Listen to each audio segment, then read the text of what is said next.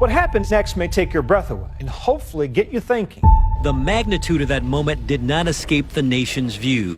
6-year-old Ruby Bridges and 4 federal marshals. We've been sent by the President of the United States, and we are here to escort you to school today. The governor of the state decided that I will not force my people to integrate against their will. I didn't want them to go to school with them.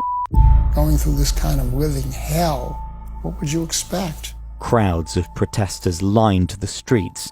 Teachers at the school refused to instruct her. Governor George Wallace, who blocked by literally standing in the door. I say to keep these kids out of school. 200 people waiting at 8:30 in the morning to tell her they were going to kill her.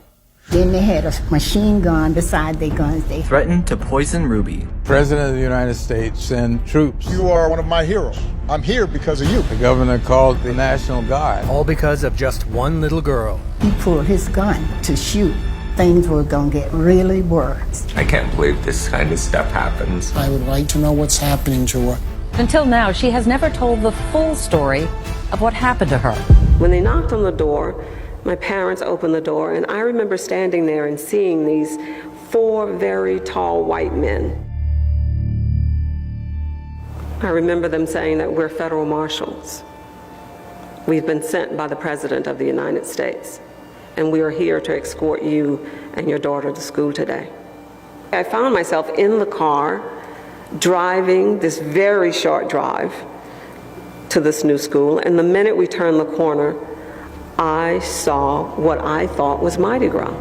There were so many people standing out in the middle of the street, and they were screaming and shouting and throwing things. I draw the line in the dust, and I say segregation now, segregation tomorrow, and segregation forever.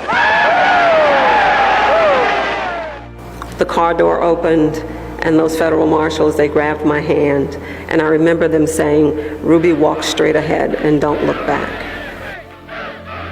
I say for the mothers to keep these kids out of school, all together. We're white people. We don't want them to go to school with. One of the city policemen, he pulled his gun to shoot, and everybody said they knew probably to kill me. They said if they killed the mother, the child wouldn't have went.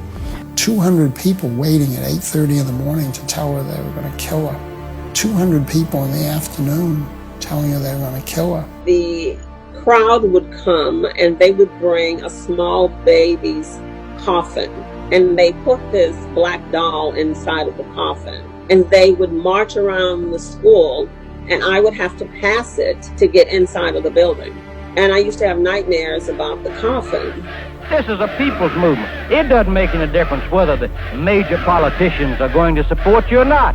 If they don't support us in this movement to take back our government and give it to us and let us run our own institutions, those who stand in the way are liable to get run over. When I got inside of the building, I remember it being very quiet. I received a call from the superintendent's office and asking me if I would like to take a first grade position. That morning when I arrived, of course, the anger and the hostility was palpable. I was told that if I went downstairs, I would meet my student. So I walked down to a cavernous basement area of the school.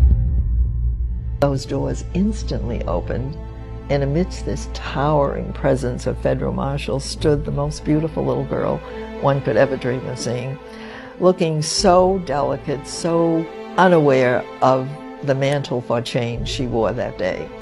And as I went over toward her to introduce myself, she came forward, and I think she felt she was pretty special. And she was, and she looked that way. She had a beautiful pink dress, party dress. And as I walked over to meet her, her bowed head sort of raised gently, and a little smile came across her face, and then those beautiful big brown eyes that she still has rose to meet mine. And you know, it was a case of love at first sight. How could you not fall in love with a child like that in a moment like that? And so, leaving behind a cameo of the past, Ruby and I held our hands, left them, walked together upstairs to our first grade classroom, and began our solitary adventure. I remember looking at her and thinking, she's white. I'd never seen a white teacher before. She looked exactly like the people outside. She wasn't. By the next day, the crowds had doubled. They kept pointing at me and shouting. They kept saying, we're going to poison her, we're going to hang her. I remember hearing my mom said that she would send me to school and that every day she would sit and pray all day to 3 o'clock until I walked back through the door. And the federal marshals, they met with my parents and they said, you should prepare her lunch and she should eat it at her desk. They actually thought that I was afraid of being poisoned. And I remember them coming to me and saying, why were you not eating? And why did you lie? And I said, because I want to eat lunch in the cafeteria with the other kids. The minute we got to the cafeteria and they pushed open the doors, nothing but empty tables. There were no kids. And I remember being so disappointed about that. I just knew they were in the cafeteria. I would go into this coat closet to hang up my coat, and every time I went into the closet, I would hear kids' voices. And I would mention it to my teacher, and she wouldn't say anything. And there were days when I would go back into the closet and I would just stand there just to see if I really heard them. And I did. You see, there were white parents who tried to send their kids to school with me. Those white parents had to cross the same picket line that I did, and they were never protected by federal marshals. As they crossed the picket line, the principal would take the kids and she would hide them so they would never see me, and I would never see them. I went up to the principal and I said, why are they not with Ruby? And she said, well, that teacher won't teach her. And I said, well, I will teach them. And so shortly thereafter, they would come and join us for the afternoon. And I do remember that beginning, where those 3 or 4 little kids just gingerly walked into that room, because that was the first time they had ever been in a classroom with a black child. I went in to sit down to play with them. But that is the day. Because a little boy looked at me and he said, I can't play with you. My mom said not to play with you because you're a. And the minute he said that, I remember to this very day, it felt as if this weight lifted off my shoulders. All of a sudden, by him saying that, I knew why there were no kids there. And the truth is, even though he hurt my feelings, I was never angry with him. Because in my mind, I thought he was explaining to me why he couldn't play with me. He said, my mom said not to play with you. And I thought to myself, if my mom had said, Ruby, don't play with him. He's Asian. Don't play with him. He's Indian, he's Hispanic, he's white. If my mom had said not to play with him, I would not have played with him. So I wasn't angry with him. I understood.